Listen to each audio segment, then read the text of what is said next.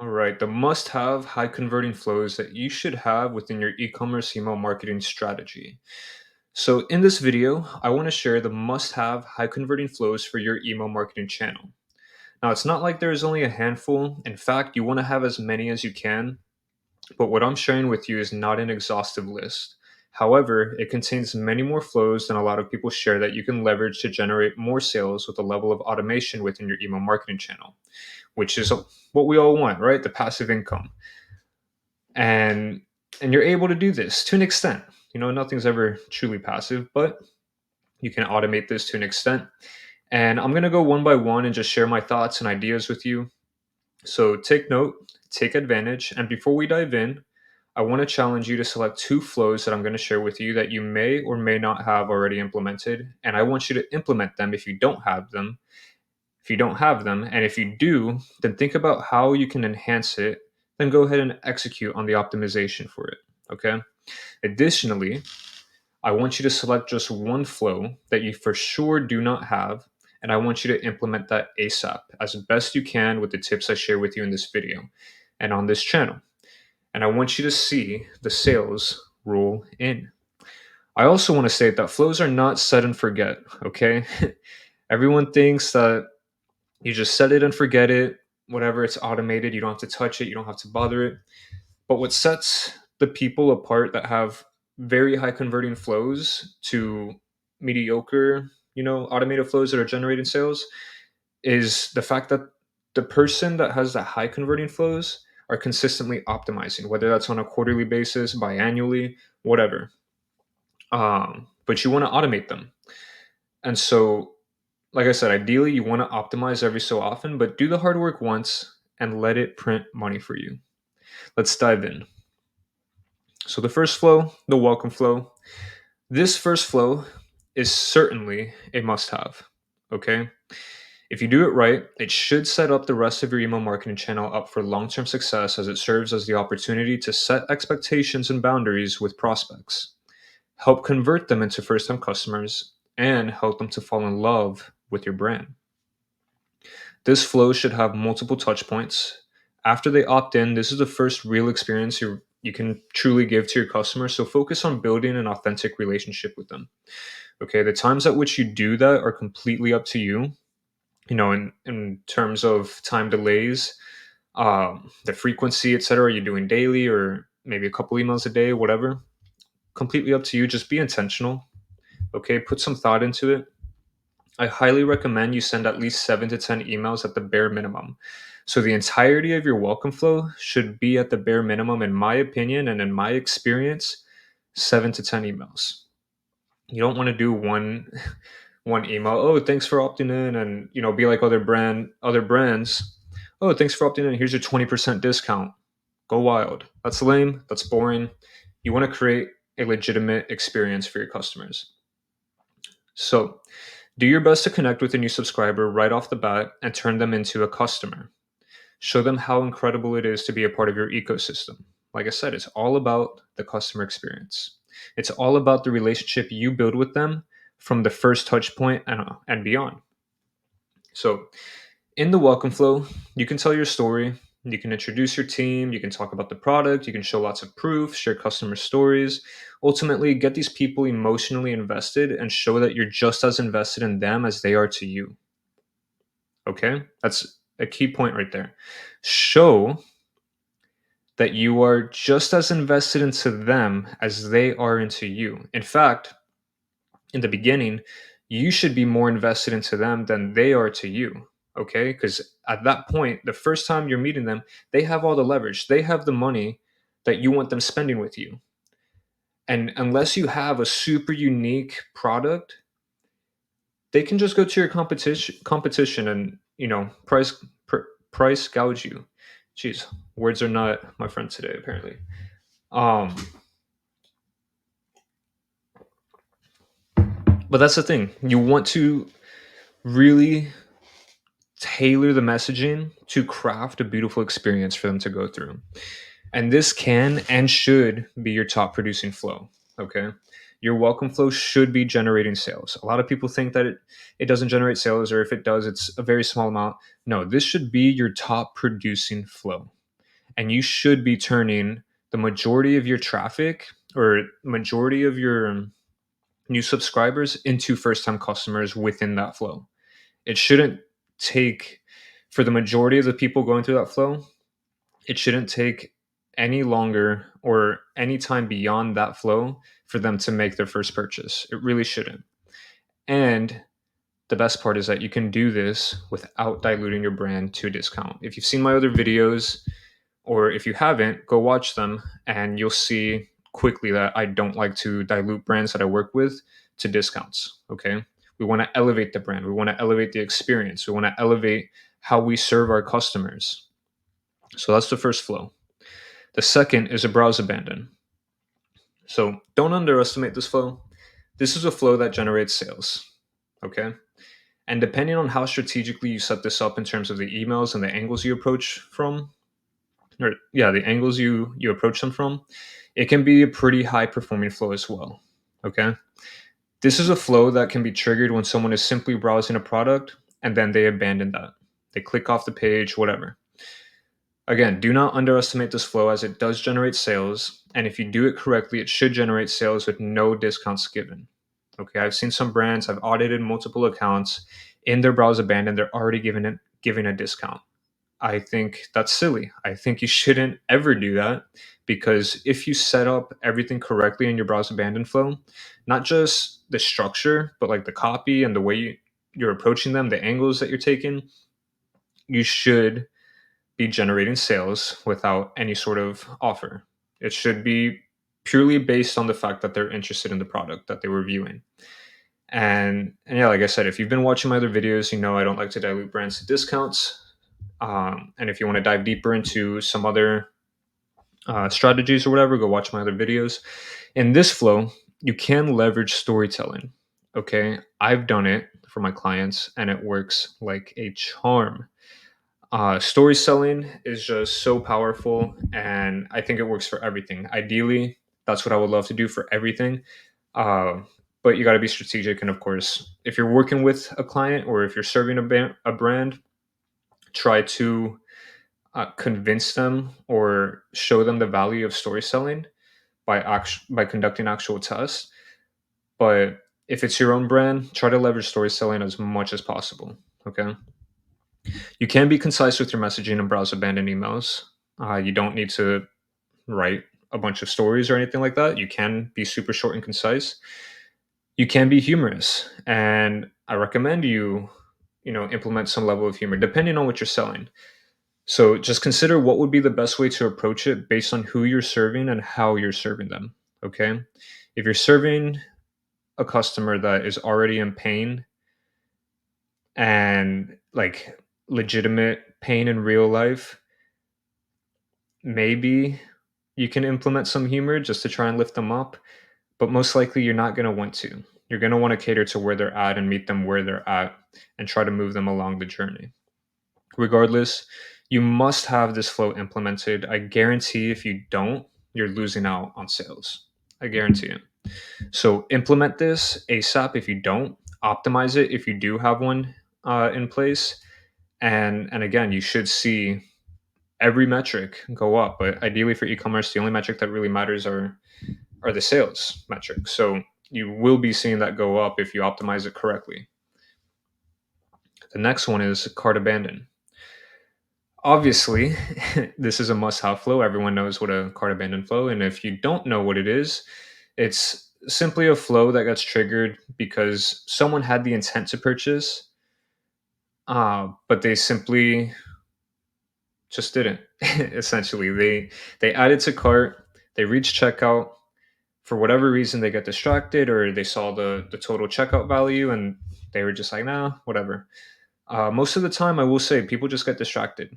So don't start your cart abandon flow with a discount right off the bat because you think people think it's too expensive. Don't do that. Most of the time, that's not the case. And even with the brands that I serve, we do not implement discounts in the cart abandon, and we still generate a ton of sales. So these are definitely people you need to capture as customers because, like I said, they had the intent to purchase. So all you need to do is really guide them to finish taking the action they intended to. You're probably super aware of this flow, so no need for me to harp on its importance. Everyone knows what a cart abandon flow is. And like I said, if you're not aware, it's simply people that have added to cart, but for whatever reason they abandoned the checkout process. So I noticed that a lot of brands like to set up just one cart abandon email flow. And what I mean by that is they just have one set of emails that get sent. I highly recommend you set up multiple different paths, okay? Because what happens is that if you just have one path of the same standard emails, that is what they're going to receive every single time they abandon cart. Whether they do it because they got distracted or because they saw the checkout value and are like, oh, that's too much, they're going to catch on. If they receive the same exact emails, they're going to catch on to the pattern. And nowadays, the customers of online shopping are so aware of the fact that they can add something to cart and they can wait a few days and they have the expectation of receiving a discount so they can get their order cheaper, right? And this isn't like a secret anymore, so you do have to be a little bit more creative with your cart abandon flow. So I highly recommend you set up multiple different paths based on however you want to chop it up. But some ideas here are first time customer versus returning customer and versus third versus fourth, etc. The cart values, low, medium, high, depending on what you're selling. And you can even split it up through products, right? Do product splits. And there's tons of ways you can break it up, but ideally you want to do this so that you're tailoring your messaging to really serve them in the best possible way. Okay, because if you send the same exact thing every single time, first they're going to catch on. So now they're going to take advantage of that. Now you're kind of, you know, how do I put this? You're setting very poor boundaries with your customers and you're creating poor customers, poor quality customers. So you don't want to do that. Get creative with the emails. Don't be bland. And yes, don't dilute your brand to a discount. You're going to hear me say that and probably at least once in every single video that I have on my channel. But don't dilute it to a discount. And definitely, like I said already, starting to sound a little redundant, but do not send the same flow to someone every time they abandon their cart. They will catch on and they will get annoyed. And if they don't get annoyed, they're simply going to take advantage of you. So craft that accordingly. Post purchase is the next flow. This is massive. This is a flow a customer enters after they make a purchase. Okay. You can leverage this to increase the lifetime value of your customer. And there's so many different things you can do here in terms of the emails you send. But I also want to point out that depending on what you're selling, this is the perfect opportunity to decrease customer service headaches and to make your customers feel safe and taken care of. For example, if you sell high ticket items, naturally some people will experience buyer's remorse. It's normal when, you know, some people are okay spending 1,000, 2,000, 3,000, and it means nothing. Other people spend $100 and it means a bunch to them. So it's your job, it's your responsibility to understand your market, your audience, and to attend to that accordingly. Because if you take on the responsibility, if you hold yourself accountable for ensuring that they feel safe and taken care of, they're going to have a much better experience. That positive association is going to be with your brand, and they're going to want to continue shopping with your brand. So use this flow to ensure they have a pleasant experience. Be proactive and keep them updated consistently so they don't have to reach out to you. That's a big thing. Be proactive. Don't make them reach out to you asking for an order update. Okay? In this post purchase flow, you can leverage a lot of stories, a lot of humor, proof, and so on. And you can also take this as an opportunity to condense the time between the first purchase and their next purchase, which is incredibly powerful because a lot of the times brands have a massive drop off rate. E-commerce brands have a massive drop off rate from a first time customer to the second purchase they make, right? One second. Throat's getting a little dry. All right. So there's a big drop off rate from first time customers and second time customers. What you want to do is leverage this flow to be able to reduce that drop off rate. Okay. And you can do this with creative offers. You can do this with an upsell, with a cross sell. You can do this simply by telling stories of other customers, by sharing social proof, by providing other types of proof. It's very powerful. Just like the cart abandon or every flow, actually, you can and should craft a variety of paths to give a more personalized experience. Okay? Pretty much every single flow, you should create a personalized experience, and you're able to do that when you tailor your messaging.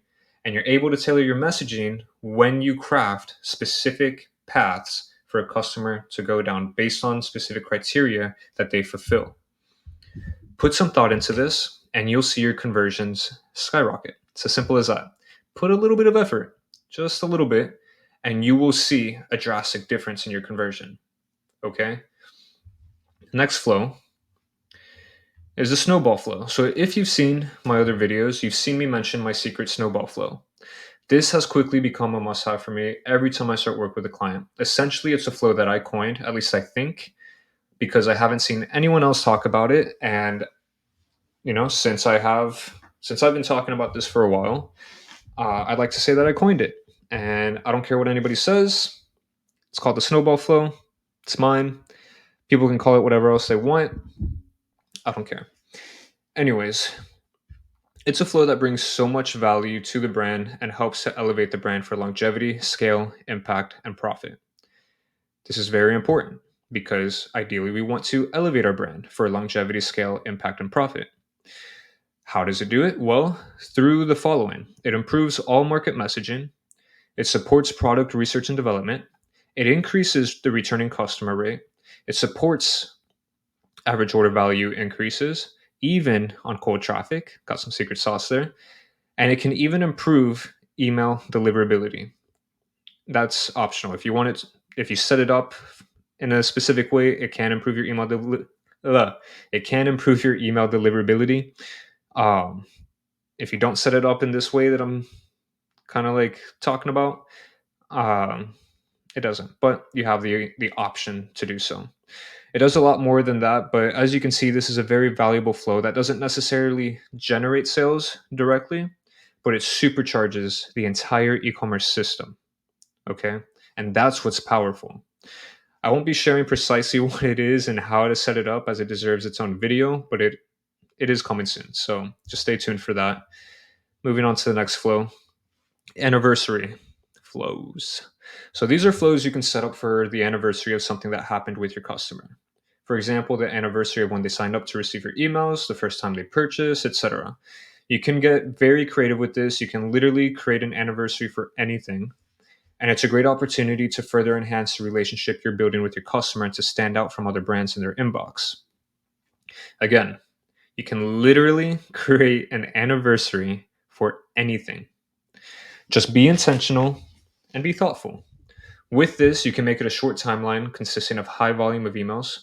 It really depends on your approach and what you're celebrating or remembering, depending on who you're serving as a brand. But making it a few days long with 3 to 7 emails can be very powerful. You just got to be strategic in your approach at the email level. Next flow is the birthday flow. This is a fun flow. All right. It's also a very important flow. When you're friends with someone, you wish them a happy birthday, right? Even when you have a working relationship with someone, you wish them a happy birthday. It's nice, it's thoughtful. It helps you to foster a positive and healthy relationship with someone, right? So do it with your customers because we want positive, healthy relationships with them. And don't just send them a generic birthday email every year. Send them something different every single year and create an unforgettable experience. Seriously. I also want you to remember that you're not constrained to just the week leading up to their actual birthday a couple weeks before. You can send emails about their birthday weeks, even months leading up, and days to weeks after to talk about it. It's very powerful. You don't just have to send something on the day of or weeks leading up to it. You can literally do months in advance, and it's very powerful. It lets them know that you're actually thinking about them. And if you structure your copy the right way, it's very personal to them. And this is where it gets really important that you want to set up different paths. So maybe it's someone who's gone through it once, or set it up differently for someone that is going through it their first time, their second, third, fourth, fifth. Do it all the way up to 20 times. That'll take care of 20 years and create unforgettable experiences. Seriously. Just like everything you do, be strategic about your approach. Okay. The next one is the win back flow. Now, I'm going to start sounding redundant, but this is also another massive flow. This flow serves as an opportunity to re engage people. You recapture customers and get them back into the rhythm of being a customer. There's many ways you can chop this up. Whichever way you do it, it'll bring a lot of value and sales to your brand. Okay. I recommend you lengthen this flow and only use a discount as a last resort. And even then, you have to decide if you want to use a discount. Because if that's the case, do you want to leverage a discount for a customer? Let's say you do 25 emails over the course of 6 weeks, maybe. Um, and they don't act until they get the discount. Like, just think about it. Is that the type of customer you would want? Or do you want to just, you know, kind of let them get out of your ecosystem so you can prime your ecosystem with high quality customers that love your brand, want to be a part of the ecosystem, and support it, essentially. That's up to you. Up to you to decide, but it's something to think about. Now, ideally, you should be emailing them from a variety of different angles to get them reintegrated into your ecosystem. And again, this is a powerful flow. This is a must have flow. And this will reduce the churn you have in your business if done correctly. So that's the win back flow. Next one is the VIP flow. These are also very powerful flows, and these can get very fun. You can get super creative with them. Actually, you can get creative with everything you do, but VIP, you can really, hype people up and turn it into a whole thing. Sorry, I don't know if you heard that. Heard me bump my microphone. You should absolutely let people know when they become a VIP customer and the benefits they get from it. Okay, this is where you'll be able to hype people up. And this is typically triggered by criteria you set based on specific KPIs you have as a brand for a VIP. So that's up to you to determine. That's up to you to figure out. But essentially what you want to do is you want to hype them up in this flow, and you can get as creative as you want with this and all the different splits and paths you can create. Okay. There's different levels at which you can approach this. Now, I'm not gonna create like an exhaustive list off the top of my mind right now. But for example, sometimes people fall out of the VIP flow. So you can create different splits based on someone who is returning and someone who is for the first time becoming a VIP. And I'll leave it at that because there's so many different ways you can go about it. Get creative with it.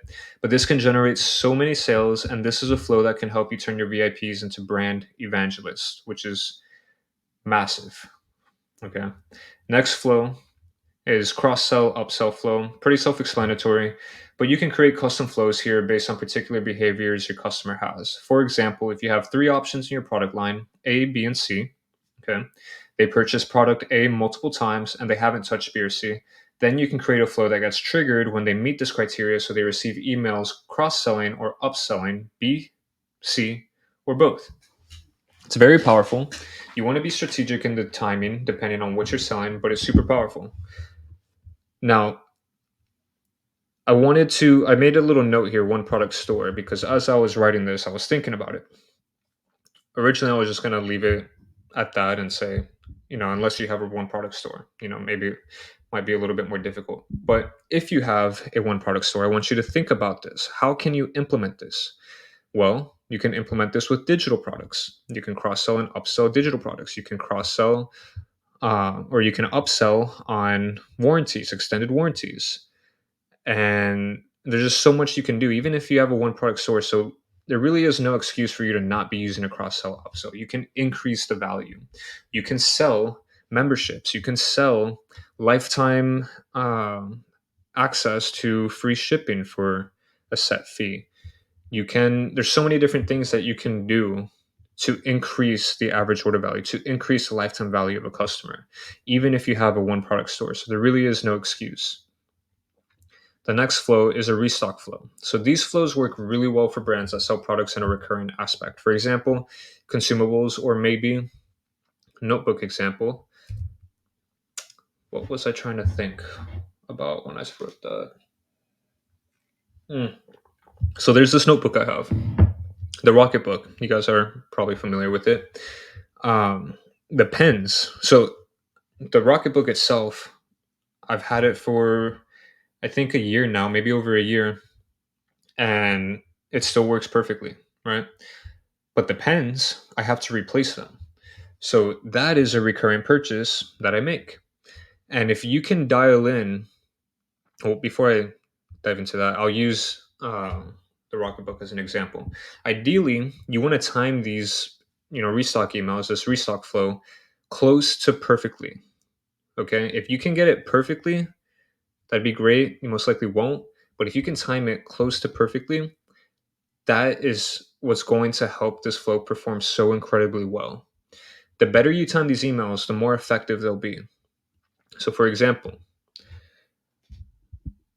the Rocketbook, that reusable notebook, the pens, it looks like every 6 months I'm buying new pens just because I take a lot of notes. And for others, it may be less time, it may be more time, depending on how often they use it.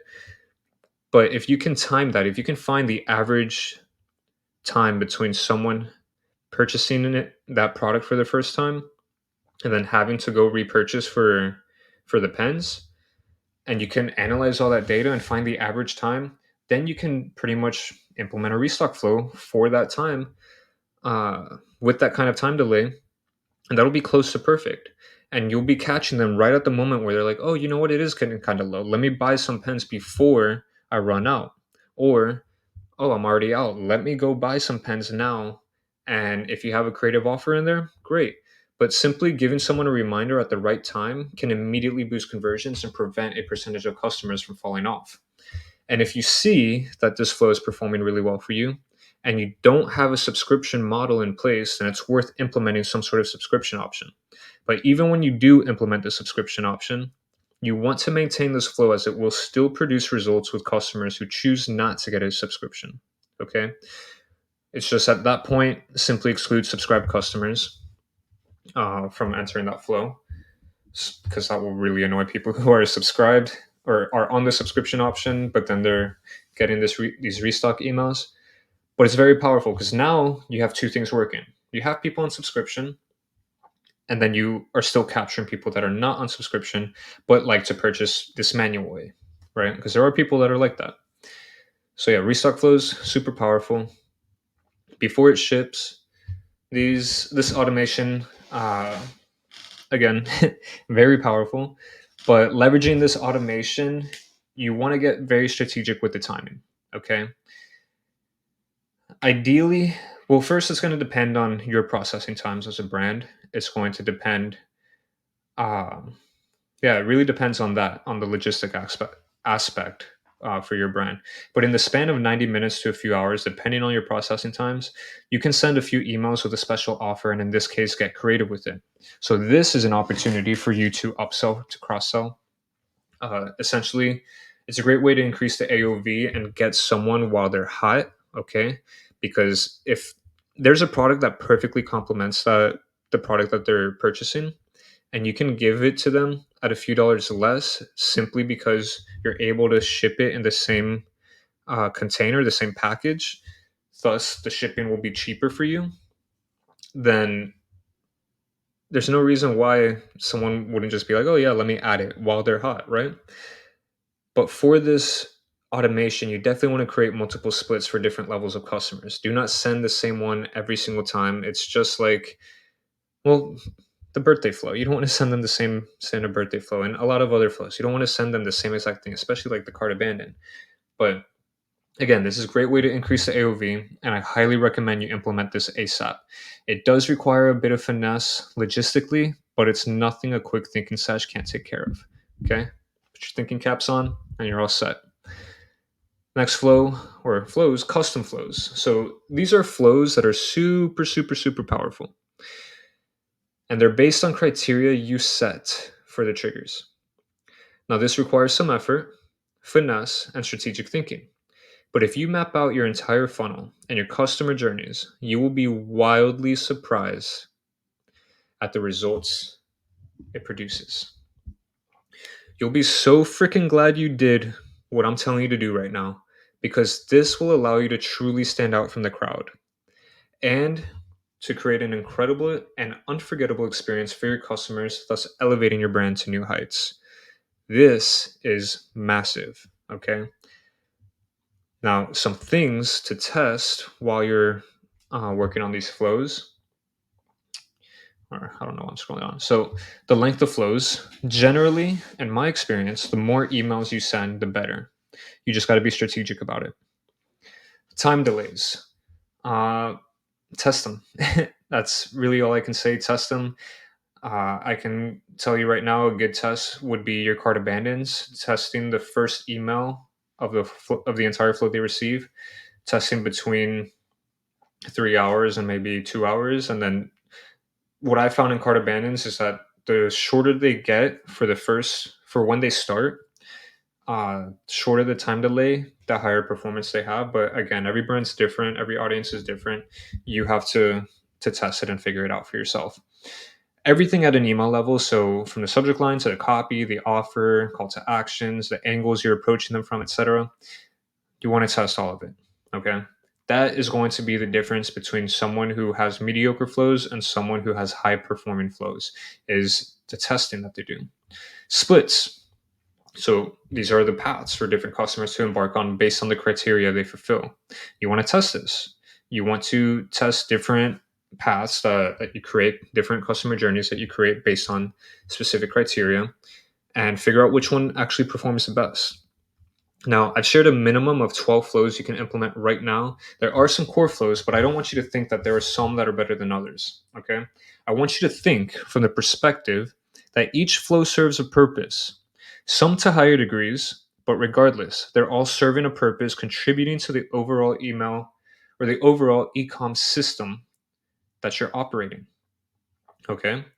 Overall email marketing channel, but more importantly, the overall e commerce system. So every flow is a must have. Every flow provides value, and every flow you can optimize.